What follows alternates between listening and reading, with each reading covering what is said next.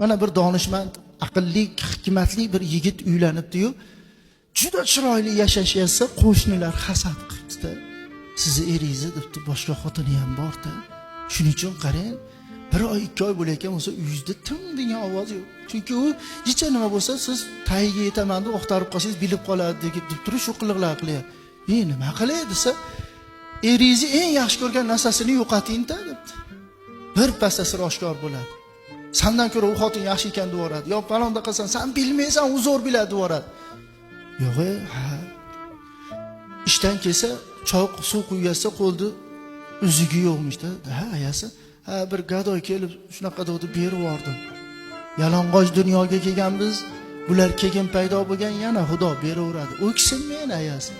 Ertasiga kelsa bilargiz yo'q. Indiniga kelsa palon, indin oxiri uyda ushlagani narsa qolmabdi, hamma yoqda berib yuboribdi-da. Har safar aytarmish, yalang'och dunyoga kelganmiz, bular keyin paydo bo'lgan, oqqan ariqdan suv yana oqaveradi. Ayasi tash topmang.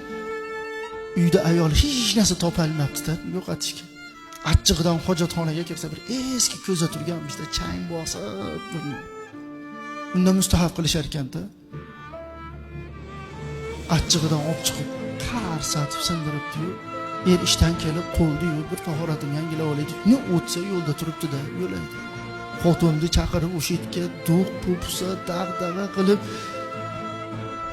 baqir-chaqir qilyapsa, "Voy dadasi, bu bir eski ko'za bo'lsa, uzi yo'qotdim, bilargizni yo'qotdim, falon yo'qotdim, piston yo'qotdim, to'plagan pulni berib yubordim, u qildim, bu qildim, bir qog'ozingizni ham o'zgartirib qo'ymadingiz-ku.